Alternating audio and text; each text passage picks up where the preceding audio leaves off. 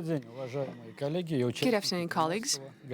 I welcome you at the 13th Gaida Forum. I will be the moderator of our today's session, Map of Gastronomic Russia. My name is Sergey Mironov. First of all, I'm a restaurateur, founder of meat and fish restaurants, and the Ombudsman of the restaurant market in Moscow.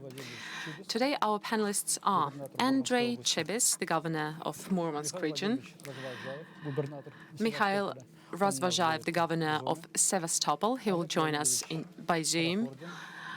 Oleg, Khorokhordin, head of the Altai Republic, and Konstantin, Shestakov, head of the city of Vladivostok. We will start with a video. Let's look at the north. Let's look at the beauty of our country.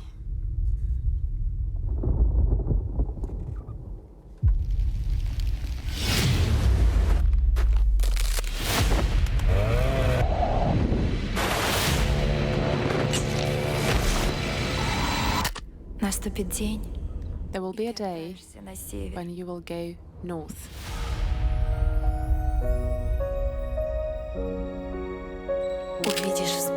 You will see the waves of the Barents Sea. You will see the wind and the snow. You will feel the warmth of people's hearts. They melt the ice. And in the night sea, in the night skies, you will see the dance of a dream.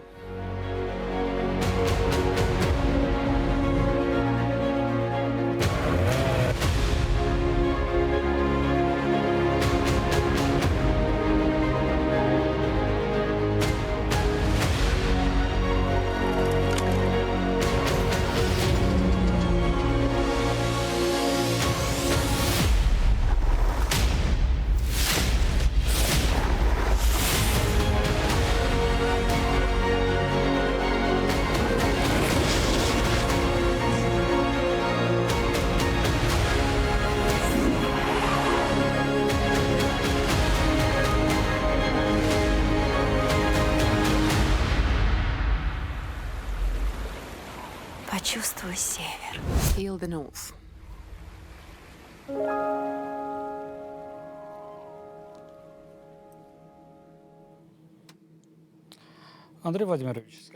Andrey Vladimirovich, what do you think about the regional identity as a competitive advantage?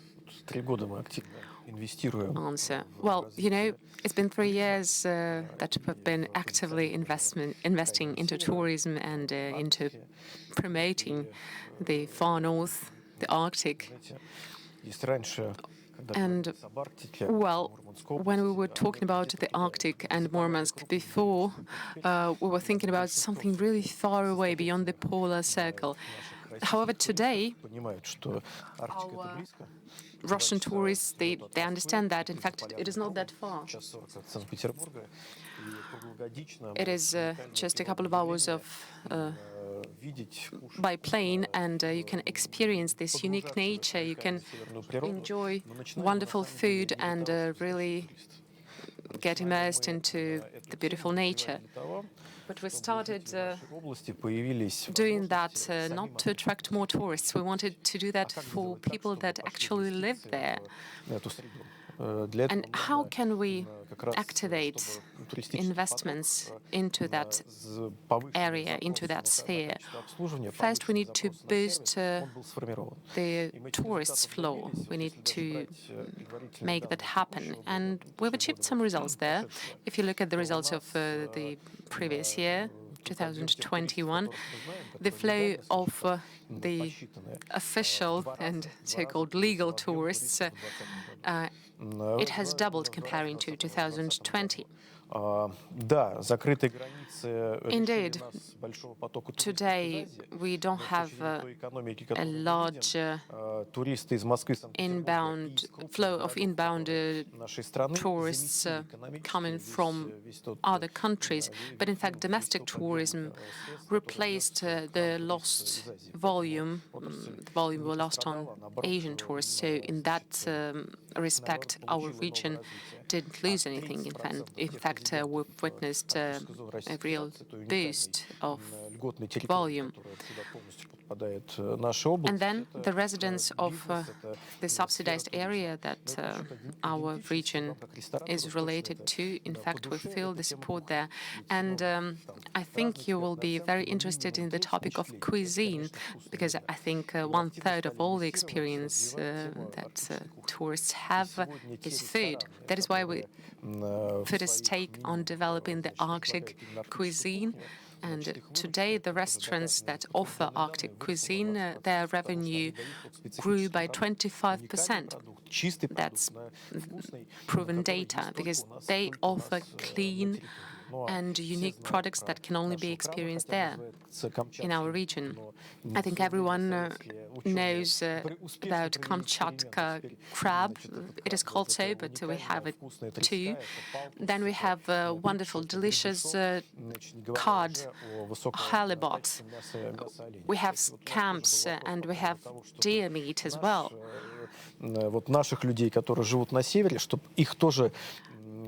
Then, of course, we want to provide all those foods to our local northern people too. We want them to get into habit of it. A couple of years ago, there was no demand for Arctic cuisine whatsoever. And recently, we've introduced deer meat into school children menu. Then,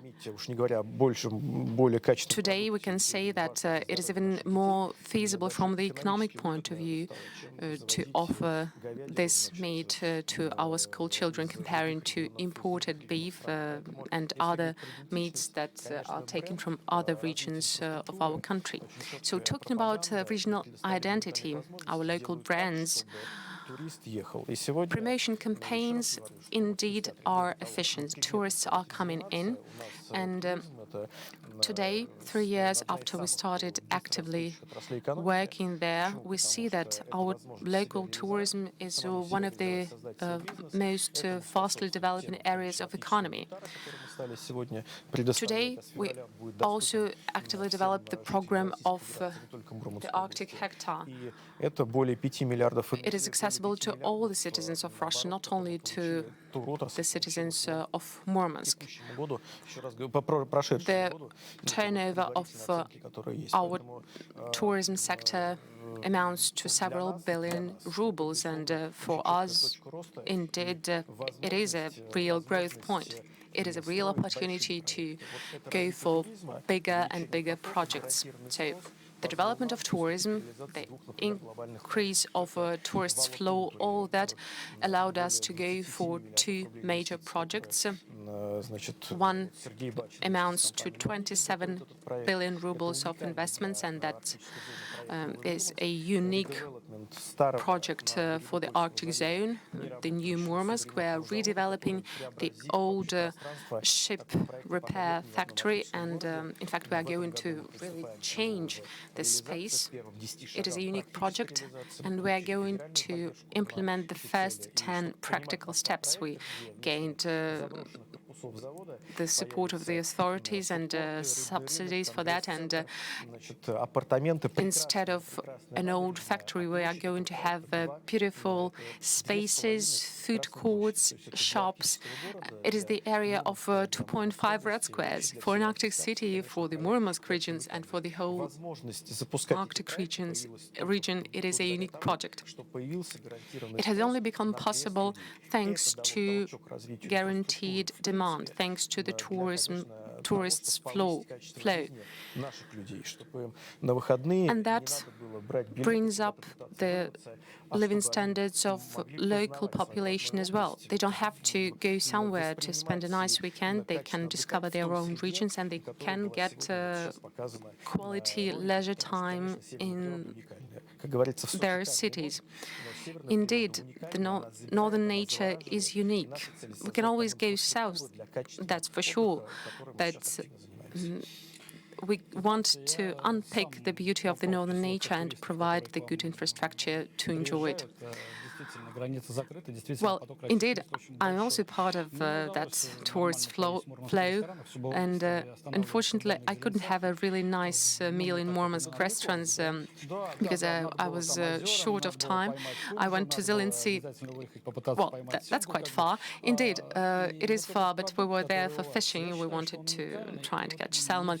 But I think you really have a unique product.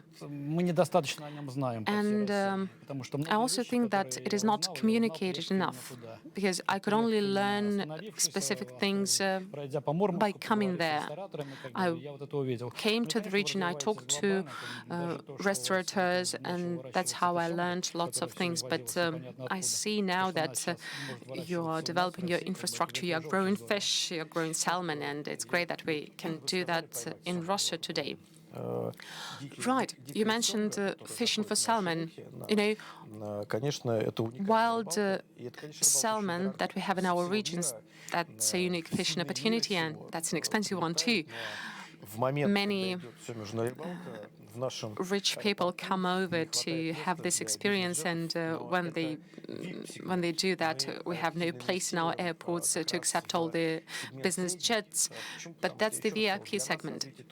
We are putting a stake on the middle segment because we started developing tourism not only with the purpose to boost the economy, because we are investing into economy.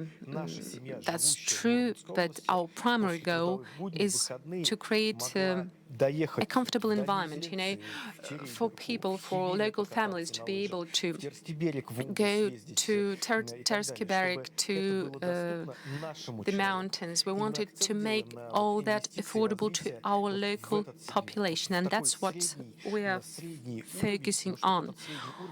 We're trying to provide offers for the middle class, because our number one priority in terms of tourism development is to offer leisure time opportunities to our local people.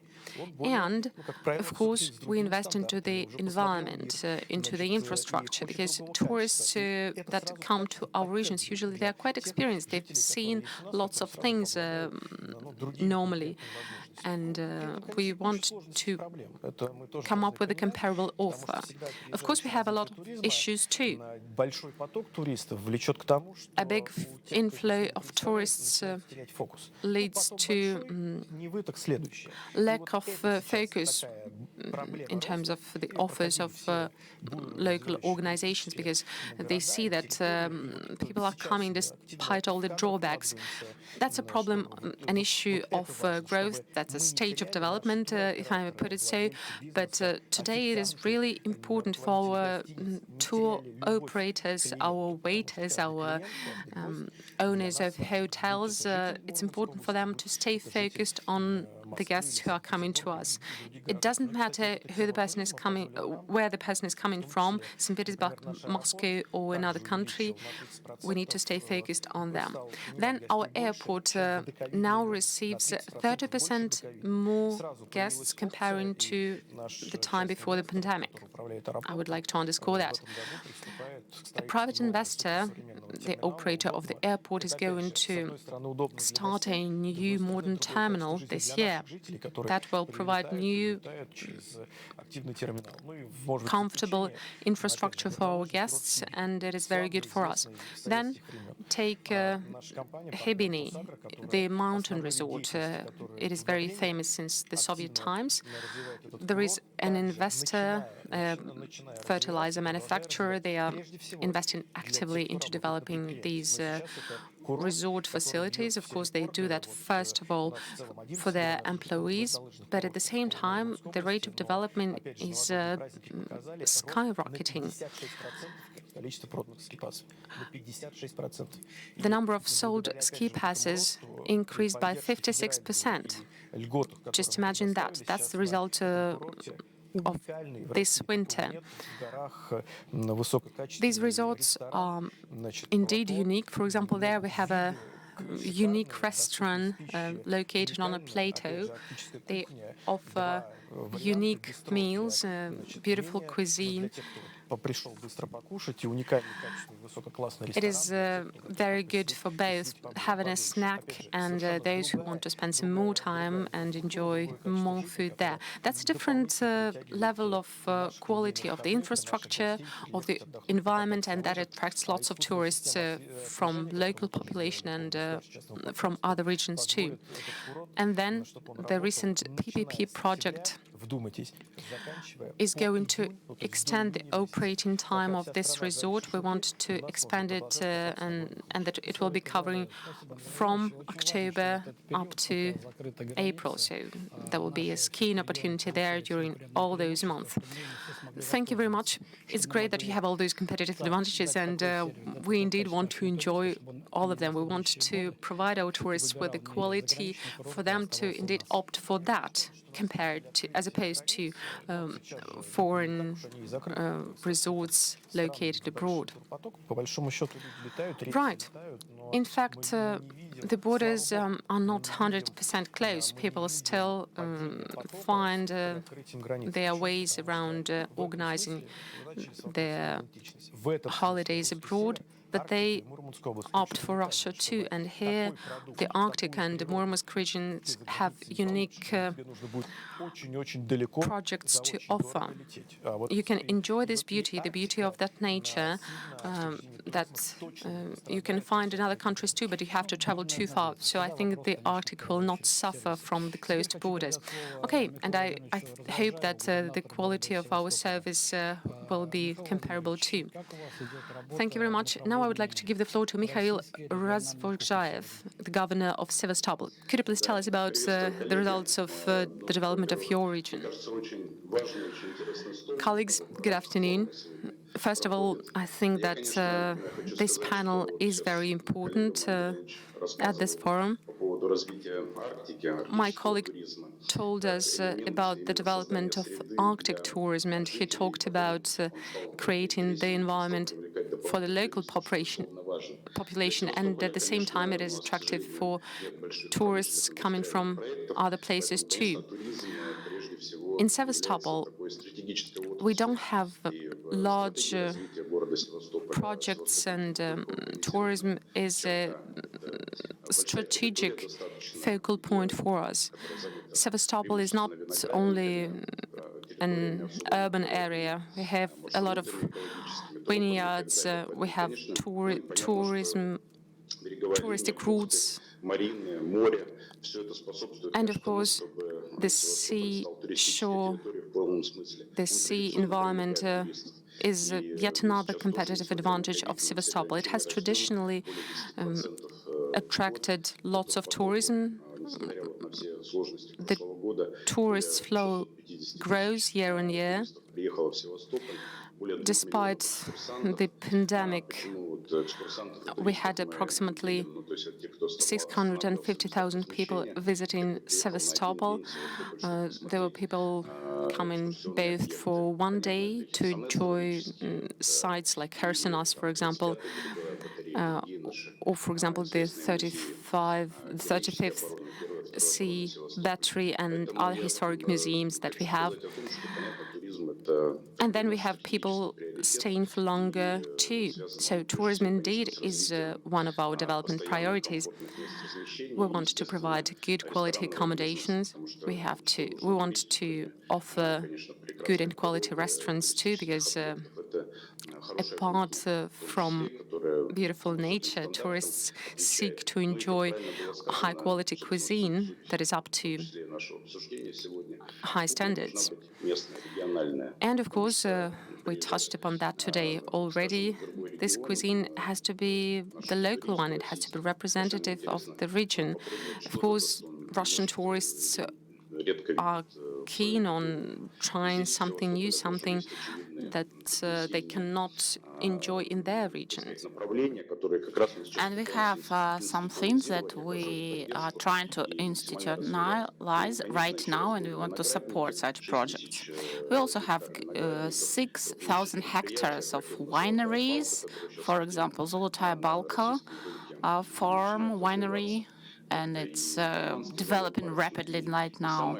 And there is another wine factory, and we have 20 small wineries that participate in the project Sevastopol Terroir. We have some collection wines, really unique ones, which is sold in small issues, and it's very easy to try it when you visit our region. And tourists who come to the Crimea, they are primarily interested in Crimean wines, wines from the Sevastopol region, because that's quite logical. That's what the tourists are interested in when they visit some destination. Terroir Sevastopol project is a very successful one. And another thing, that's the regional cuisine, which should be served with these wines. Now we have cheese making factories, and we have good local cheese. We have Black Sea fish. Besides, we have more than 10,000 oyster farms, which are developing quickly, and they get support from regional authorities. 165 hectares of such farms were established recently in the regions close to the sea, and lots of them are transferred to the specific businesses which develop this industry. And I can say that the Black Sea oyster has a great taste, and experts say that's actually the best. It's better than the Mediterranean Sea oysters by these taste qualities. And it was actually estimated by the international experts.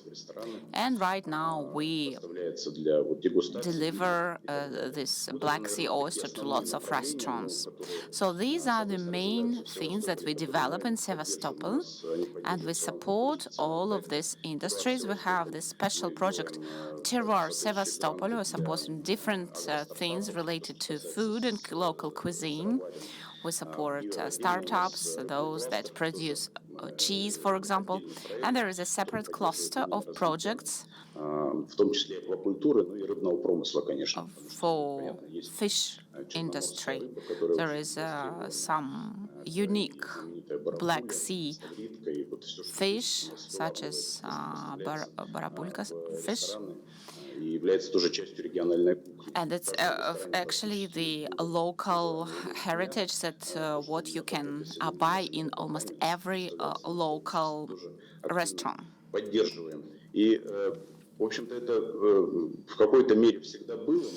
That's what we always had in our cuisine, but now we pay special attention to developing such projects that at restaurants which sell local fish and other types of local food.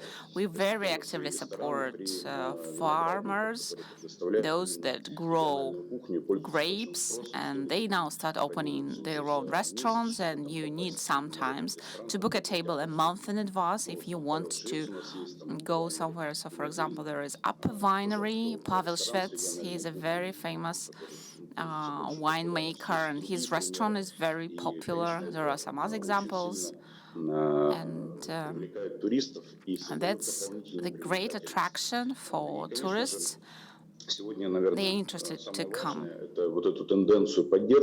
It's very important for us to uphold this trend, and we want our cuisine to become globally known, and we want to increase the inflow of tourists. And our government does a lot for that. We want to make sure that the local cuisine and pharma startups are successful. And actually, such support projects are the part of the global development project for the region. Thank you very much. I like Russian products. I often go to the Crimea myself, and I wanted to mention one thing.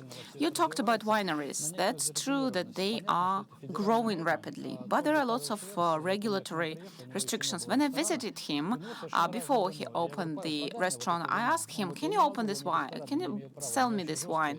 He said, "No, I can't, because there are restrictions. I can give you to try something from the barrel, but I can't sell it to you because I'm not a restaurant. I don't have a restaurant.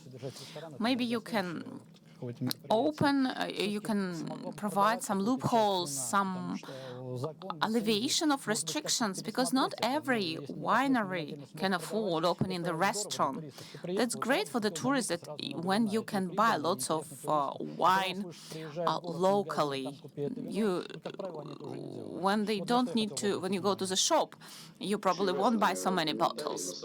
That's a very important comment. That's what we are working on right now. So there is lots of problems related to this fact that you can sell, you can give to taste the wine, but you can't sell it because it's different type of awkward and it's different permission required. I understand that this problem is there. That's why Tyrol Sevastopol project will lift such restrictions, because it's in our interests.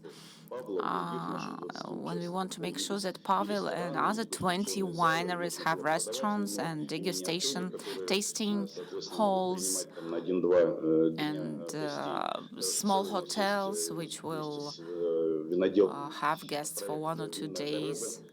So we have the Wine Road project. So in 10 days you can visit different wineries, tasting signature wine from different wine producers. This will be interesting, and it will be very tasty, delicious. So we are self-regulating. We have some self-regulating organizations, and we should help them to solve these issues. That's what's done throughout the world, but right now we have some gaps in our legislation, and we don't untap the full potential. But I would say that some of the regulators, they are flexible. So we know how it's happening with Moscow. For example, we addressed the federation, addressed the legislation on behalf of our federation, and then they solved our issues. Let's talk about promoting regional brands, and now I'd like to give the floor to Oleg Khorokhordin. He is the head of Altai Republic. Dear people, dear guests, I'd like to be brief. I'll tell you what we do in Altai and what are the specific products that we have and how we promote our products. And some of the numbers. Altai, it's 92,000 square meters of very beautiful mountains. That's like 2 Switzerlands. 7,000 lakes, 12,000 natural rivers, 25% of territory that's protected by UNESCO. We have some heritage such as Beluga mountain with a glacier and a very unique river, Katun, Teletska Lake, and it's the second after Baikal by the amount of water.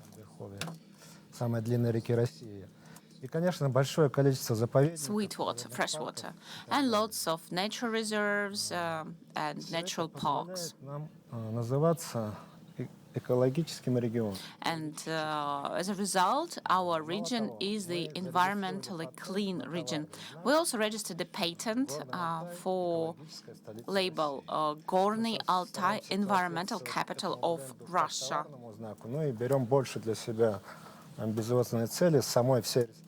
So we want now to make sure that the whole republic fills requirements of this brand. The amount of tourists grow. We have 220,000 people only, but tourists, that's about 2 million people. People live in villages mainly and are into farming.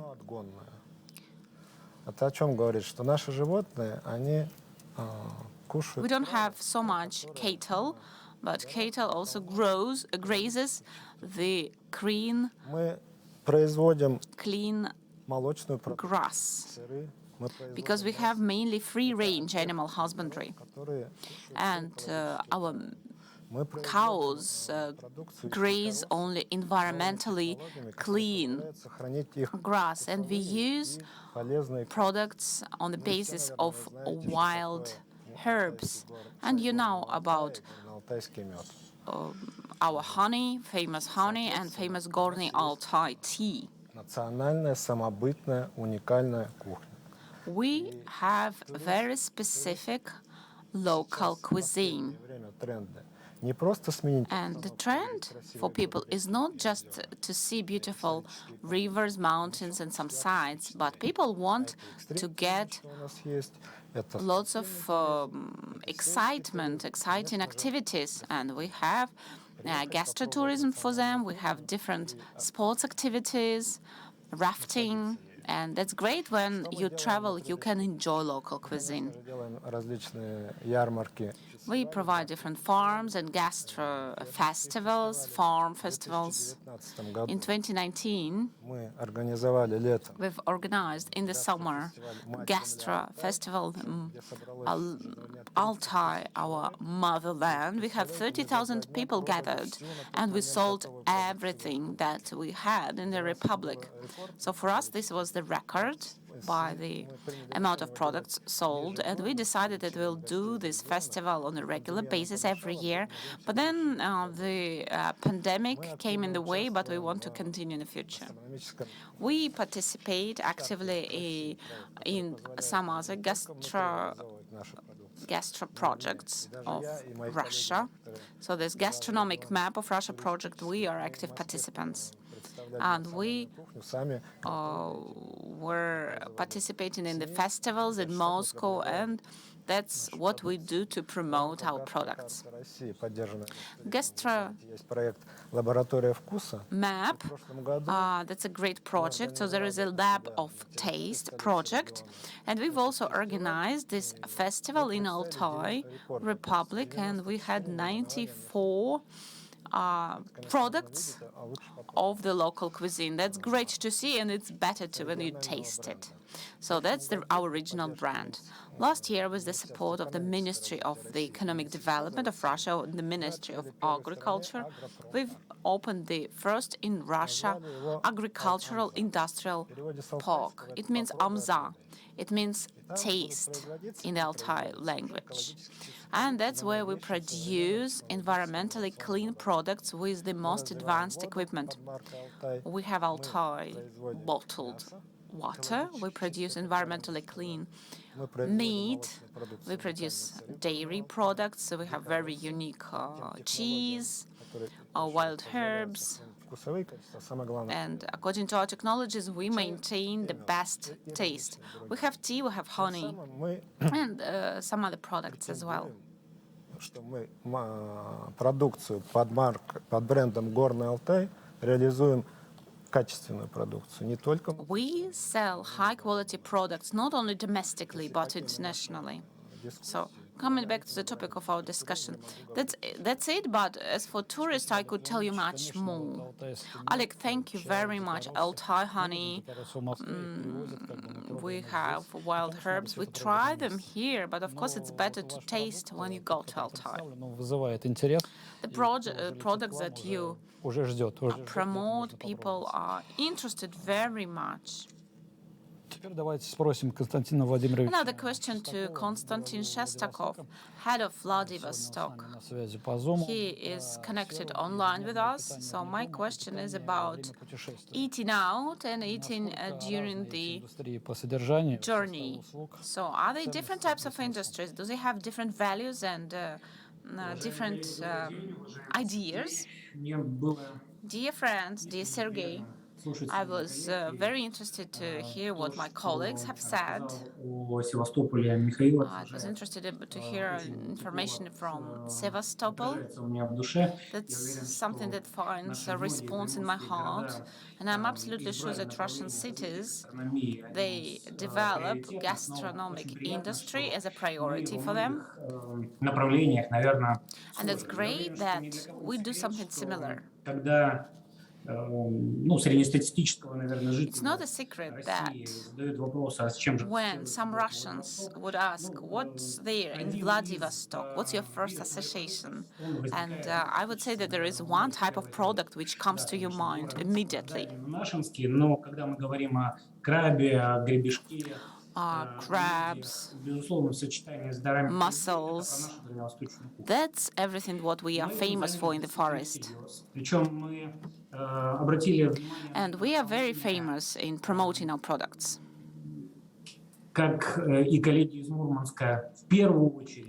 And my colleagues from Murmansk, they do something similar. We want to make sure that our Far Eastern products are in high demand for those who live in the city, who live in the region. And I can give you one example, mussels. We developed a very interesting product. That's an annual festival, Mussel Summit, that's its name. And during this festival, many restaurants of Vladivostok, 20 restaurants in this range, and they offer different dishes with the use of our Far Eastern mussel. That's what we grow locally. And this product grew due to this festival. It grew by the factor of hundreds of percentage points. The festival was extremely successful. 3 years ago, we were thinking that mussels, that's not what people are interested in.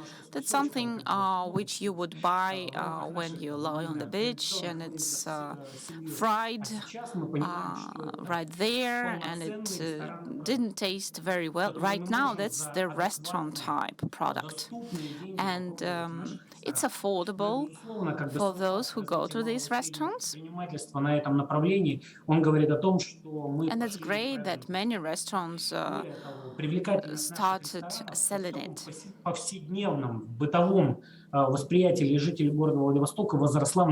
And people change the perception of this product and perception of different restaurants in Vladivostok.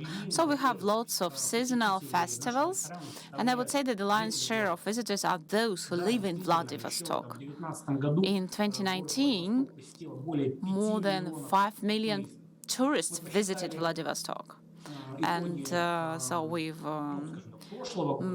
summed up the results of the last year. It was about 3 million, and it's not surprisingly, because it was important for us to develop international tourism in the past.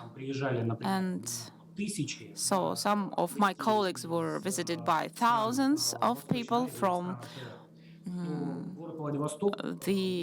Asian countries, but Vladivostok, for example, in 2019 was visited by 800,000 guests from abroad.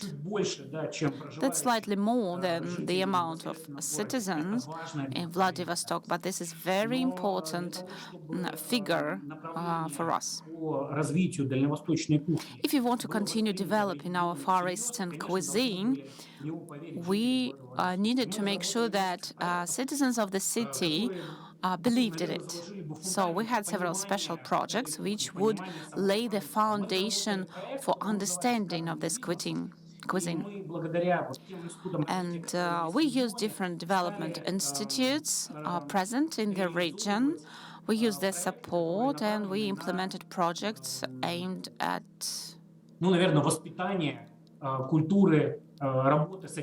developing the culture of selling and working with these food products. We worked at the level of waiters, chefs, and assistants of chefs. We had several projects implemented specifically for citizens of the city, so they could, for free, get this cooking education of the college level, and it was free education. And for chefs, it was also possible to find better resources working for them. And for students, it was the possibility to get guaranteed work, and the education was free. See, over this time, thanks to the fact that we attracted to this project at least 10 restaurants, we've managed to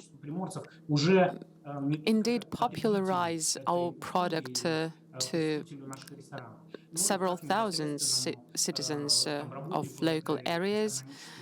And of course, we promoted it for the professionals that work in this area. I'm sure that the borders will be open soon, so we need to face the flow of tourists totally ready with our facilities. Vladivostok indeed is a very popular destination. We receive tourists from the eastern part of Russia and from Siberia. This is what we call the sea Mecca for all the Far Eastern dwellers. And at the same time, we need to remember that we have a lot of major events happening in Vladivostok. These events boost MICE tourism development, and at the same, of course, we can offer a very well-known and clear product for people who are coming from Moscow and St. Petersburg too. We have lots of restaurants. Well, lots of restaurants, maybe that's an exaggeration, but in some restaurants of Moscow and St. Petersburg, we already have some representation too. And then we went even further, because Vladivostok is ready to receive a considerable flow of tourism. I've mentioned the 5 million figure. So we decided to focus on promoting our opportunities through bloggers. And by bloggers, I mean food bloggers. So we have our traditional and long-standing cooperation with Gastronomic, Forbes, different shows. But indeed, we should mention that we've received a very warm reception with the bloggers. I can cite one example from Yakutia.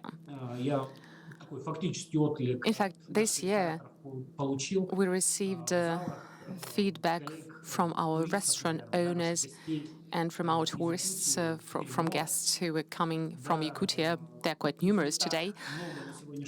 Not that numerous, maybe, compared to foreign tourists that we used to receive. But at the same time, we indeed welcome all the people who come to us from that region too. So in a gist, the popularity of our restaurants and of the Far Eastern cuisine today, it is indeed a big focus, a big point of growth for our market. We still have a lot to do in order to recover after the pandemic and to restore the volumes of 2019. But the gradual lifting of sanitary measures, with that we hope to be back and to recover fully quite soon. Thank you very much. Thank you, Konstantin. Indeed, you have a very gastronomically rich city. I visited it, and I took several days in order to cover the maximum of restaurants that I could reach to, and I was amazed. It was incredible, the quality of your products and the way they are oriented to the local products that you have. Only coming over to you, I realized that, in fact, you can get a Russian black card. I didn't know that it exists. I only learned it after trying it in one of your restaurants. And then your activity with all the festivals and all the events, it's incredible. At the same time, you have to indeed cover a long distance, but I want to praise you for all your efforts developing this area. Thank you very much for this warm feedback. Right, colleagues, now I would like to talk about human resources. It is an issue, it can be. And no one knows for sure what to do that in all the situations, because, I mean, we don't have full-fledged solutions. We don't have a school to get human resources for this sector. Back in the Soviet times, we had training programs for technical experts. We had schools for chefs. But today, what we get as a product of, as a result of training programs, those are chefs that are good for themselves only. They can cook a meal that can win a contest that got this college an award, but I don't care about that award. I want a chef who could be an administrator of that kitchen, and they cannot do that. So you get this person through a training, and then as a result, you don't get the manager that you need. You don't get an administrator. So the experience that we have in our industry today is the experience that results from the operation of restaurants. The majority of people, they learn things by their experience. They have not been through a classical school. Basically, they don't have any practical knowledge. So the trainers, the professors, the instructors that we have back from the Soviet times and from the Soviet systems, unfortunately, they do not train people well. So right now, we are trying to organize training programs ourselves. I organize it with restaurants. I look for experts myself. But that's a very limited area that we can cover. What about the rest? What should they do? They do have talents, they do have gifted guys, but unfortunately, we don't have a systematic approach there. Answer. Right. That's what we see when the inflow of tourists and guests grow. We lack human resources who can provide a quality service to those guests. We analyzed the products of our colleges and professional schools. People, if you take girls and females, they mostly apply their skills in their households. And as to men, in fact, I was taking care of several graduates myself. Sometimes, indeed, they land in good restaurants and they provide for good and quality cuisine, and which is well received by guests. But sometimes it's not enough.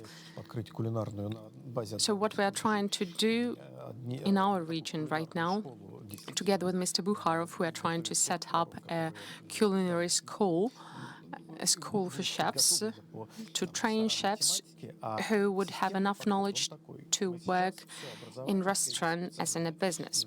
And our systematic approach is as follows. We are trying to get potential employers being the curators of those training programs. So before we were training chefs, but now what we are organizing is we are setting up projects to train not only chefs But, for example, if we have a student, this college has to partner with a big program to set these students and these graduates with the potential employers for internships, for them to get some hands-on experience. So that's the strategy that we apply, and there we have several partners. I've already mentioned one of the biggest projects that actually creates lots of jobs, Volatility. I think you all know very well Sergey, who is one of major investors and who's the organizer of many tourist projects. So right now we are trying to agree with this organization to partner with a college that will be training not only chefs, it will be providing education for other experts who will be working in the same sector too. Because indeed, I totally agree with you, we have this gap, and it's pertaining not only to tourism or restaurants, it's the problem of who we're training for and how we're doing that. There is a gap between what people are trained for and the requirements and demands of employers. Tourism is not an exception there. So we need to make an effort to cover that gap. And in order to do that, we need to involve industrial partners, real partners who are operators of the market. They will be co-creators, co-participants of this educational process. And it is not about money. Money is not the most important part of this scheme, of this system. It is all about unpicking, developing and training the talents that will be further employed in that area. Well, in my point of view, that's the right solution that we need. We need to train people. Probably at the initial stage, we will be training people for specific restaurants. But at the same time, these skills will be applicable in other restaurants too, not only in those specific ones partnering with the college. So at the same time, we need to use the selective approach.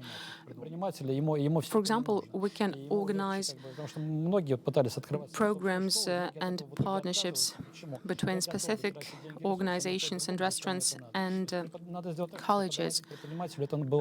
We need to make entrepreneurs interested in those training programs. When entrepreneurs will come and make a partnership with the public educational institution, I think then we will be successful. We need to make them interested.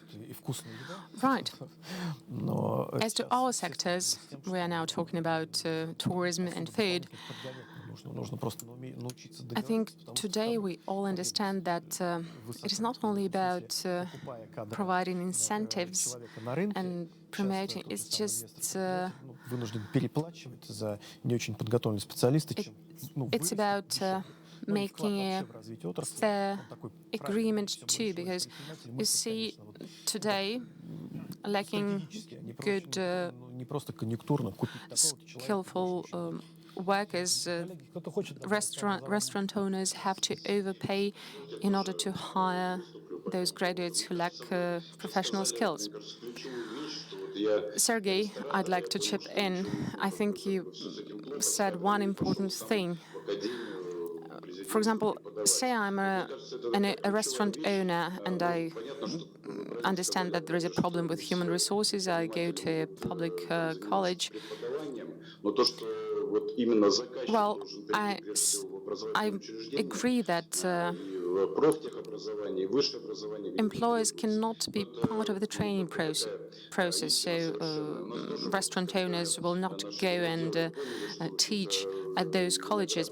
But they need to be, nevertheless, in a partnership with these colleges, because these human resources are trained for them finally. Some time ago, we had this kind of partnership organized with local vineyards and one of the university departments, and right now they have people trained specifically for them. And the same goes for chefs, for managers, for waiters. Indeed, it constitutes a huge problem. Andrey has already mentioned this problem as well. When we looked at our professional college, we understood that many students, in fact, do not go through an internship even. And after that, they graduate and they try to find an employment with real restaurants. It is a problem, and that's why we have issues with human resources. So we are trying to address this issue as well. We are trying to bring closer together the future employers and colleges. We want the employers to explain the colleges what they need to help them with buying necessary equipment sometimes, or organizing internships.